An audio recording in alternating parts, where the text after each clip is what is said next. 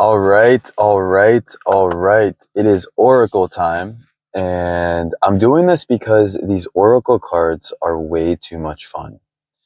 Theoretically, I should be making other videos, but these Oracle cards are just so fun and so powerful. Today's Oracle reading, your Oracle reading, is going to be right on target. As you can see behind me, that's a target. And we are going to the bullseye of your energy and your future. So we're going to flip the deck. And our first reading is 1100. So 11 being a master number of emotions, and 00 being the opposite of 11, right? So going from 0 to 1. What does this mean for you? It means that you're going from a place of zero emotions, or should I say all emotions, to a place of balanced emotions, to a place of emotions that you can control, or emotions that you are the keeper of, that you understand how to open the floodgates of your emotions and also how to close those floodgates. So you're on that path going from 0 to 1, which is a big deal. We also have our guardian angel here today. I don't know how many of your stuffed animals have their very own. Buddy, you're looking a little creepy, but I promise he's very cute, and he's our fox spirit. So he'll be hanging around, and let's do another one. So let's do another one. All right. So this one, I'm gonna go with the top one. I like going with the top one when I shuffle. This one is what? This one. Whoa! Just going so good. Focus. Focus. This is 444. I gotta have it stop tracking me. Okay.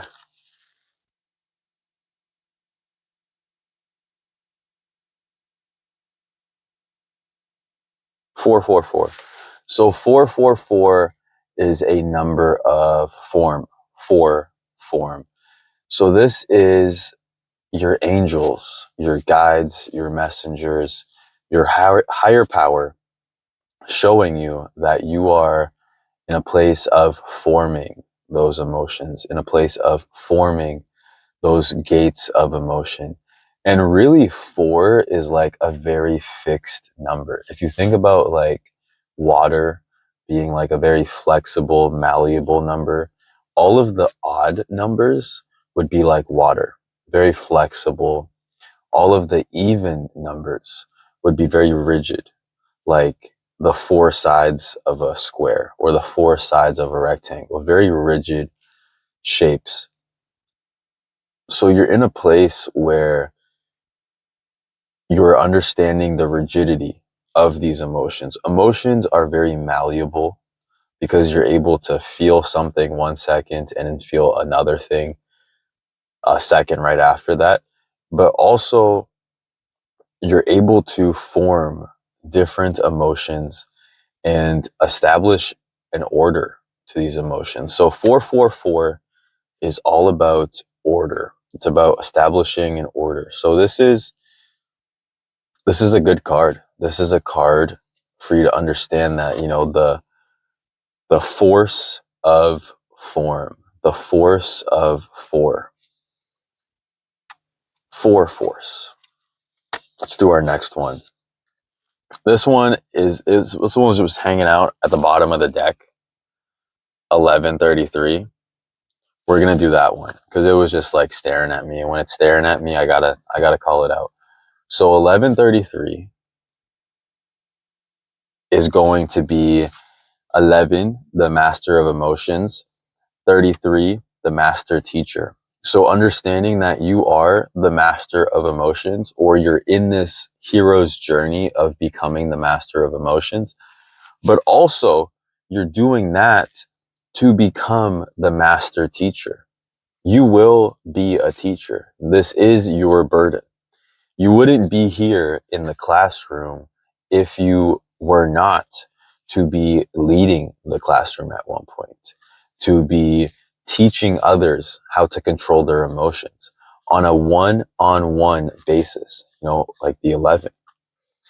So understanding that, there is a burden in having this responsibility, a burden in you being a teacher, and the burden of learning more about yourself, learning more about the good and the bad aspects of yourself, and translating what you understand from yourself and transmuting it into the positive, and showing others that they are also able to understand their emotions and also teach others. This thing you're doing where you're helping the people around you, the people closest to you, you're giving them pep talks, you're helping them through a hard time, through a forceful time, forcing a type of change within them. Those people are close to you. And in a way, it's selfish to only teach those around you how to master their emotions.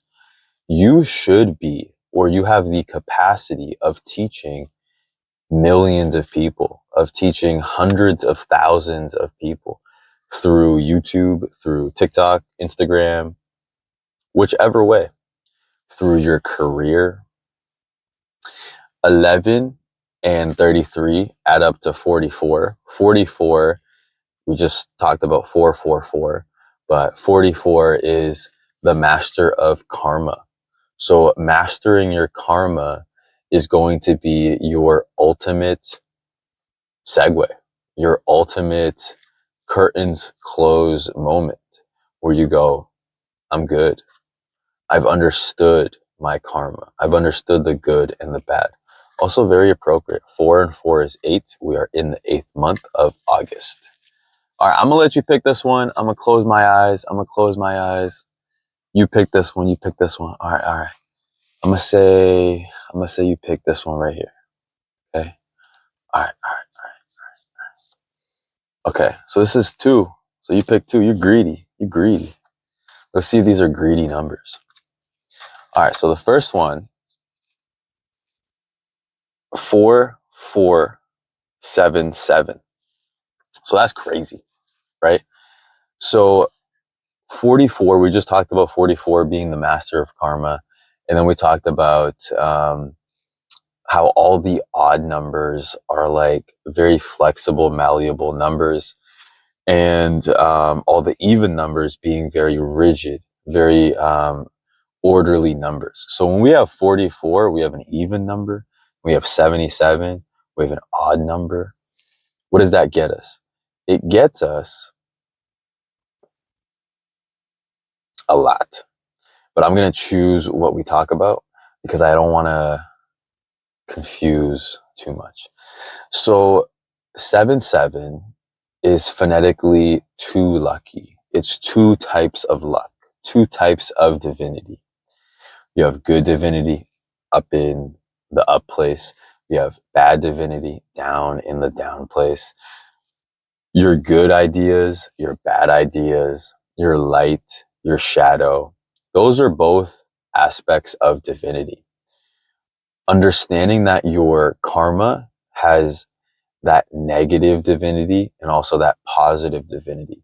You have that negative karma that may just be bad luck. You have that positive karma that may just be good luck. Being born into an amazing family is karmically good luck sometimes. Maybe you didn't earn that in your previous life, but it was something that you just rolled the dice and RNG took care of you. Random number generators just took care of you in the simulation. Bad karmic luck is like maybe you were just born with a certain type of like ailment or something that has always been a struggle. But understanding that you got that card about mastering your emotions, being the master teacher, mastering your karma, understanding that you can correct for that negative bad luck in your karma. You can correct for those things that are just happenstance, that just happen. And how do you correct for those things? Is you do amazing things. You continue going on this mission you're on to heal people. The healer must heal themselves. You really need to understand that. You must heal yourself to become this grand healer. 8 is also karmically a very healing number. H is the 8th letter in the alphabet. The first letter in healer is H. So understanding that you're going to have to go through this negative divinity, understanding that, demons exist, understanding that angels exist, and that you operate in a realm between both of those, between the bad and the good. And the bad isn't bad, and the good isn't good. The bad just exists as bad. Entropy and decay don't necessarily want to be entropic or decaying. They just need to be to exist. Understanding that. So that was the first one that you pulled. Greedy, greedy, greedy. You got a second one. What's the second one? Ooh, what this one? Ooh, it's my favorite one. This is 2288. So I was born on the 28th day. 28 has always been a number of receiving for me. You're about to get something. You are about to receive something. You may be receiving right now by learning about these things, by being on target with your goals, with your messaging and your communication, how you speak to people. You will receive that which you have asked for, that which you have pleaded for, that which you have prayed for. So 22 is the master builder. So understanding that everything you've built up until now and that you are continuing to build is going to come back to you. That 88 is that karma. It's that dragon. 1988 is the year of the dragon. So understanding that dragon, you go in that dragon's lair, you try and take one gold piece, and that dragon's gonna come at you. Its wings are gonna come out. Its talons are gonna come out. Gonna attack you just because you're taking one gold piece. So how do you get out of that dragon's lair? How do you escape the dragon?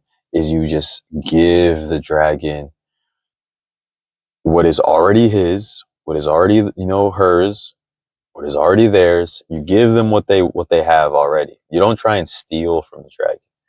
And you just receive from the dragon.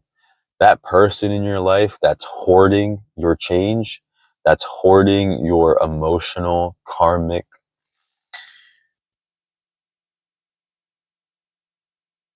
I want to say it's not justification, but your karmic rebalancing. You rebalancing your karma. If you feel like one specific person in your life is stopping you or holding you back from evolving, from becoming that grand version of yourself, which you are on target to become, understanding that person, they're not really stopping you from that. What they're hoarding is they're hoarding this materialistic benchmark or this thing that you think you need for you to become that version. Like maybe they have a car that you're owed. Or maybe they have like a specific thing in their collection of things, in that collection of the dragon's, hoard. That one thing that you want back from them, that bracelet, that necklace, whatever it may be that they have in their possession, but is actually yours. Understanding that what they gave you is the wisdom that whatever that is a battle worth fighting for them, which you may or may not have the resources at the time to battle for. It may be one of those chess pieces that you are okay with losing. Being able to differentiate between a pawn, a rook, a queen, the knights, and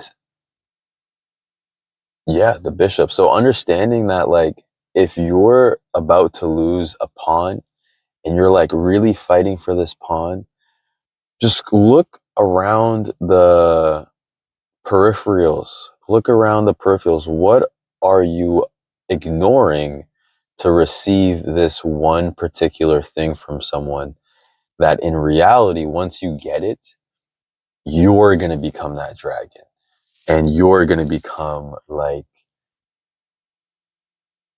infatuated with this thing, just like they are right now, just like they're being greedy.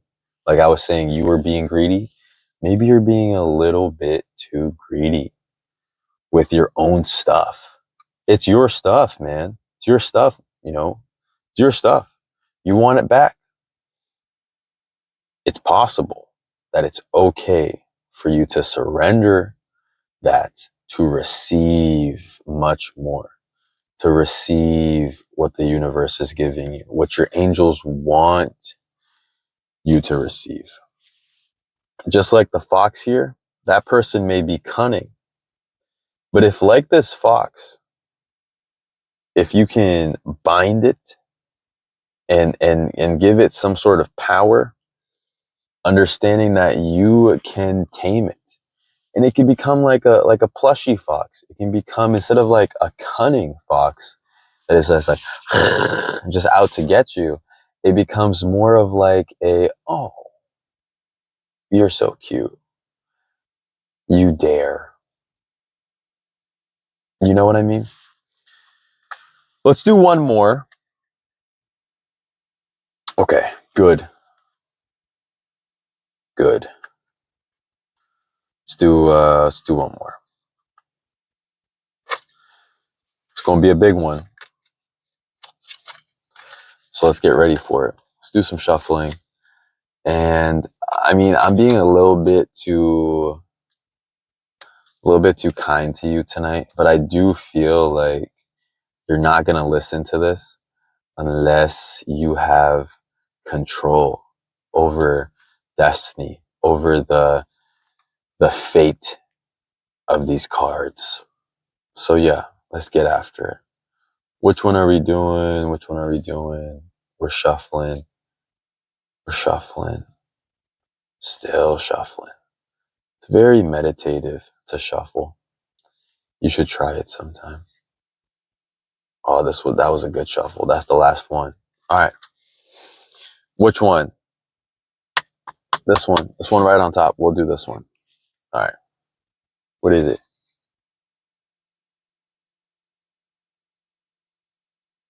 All right.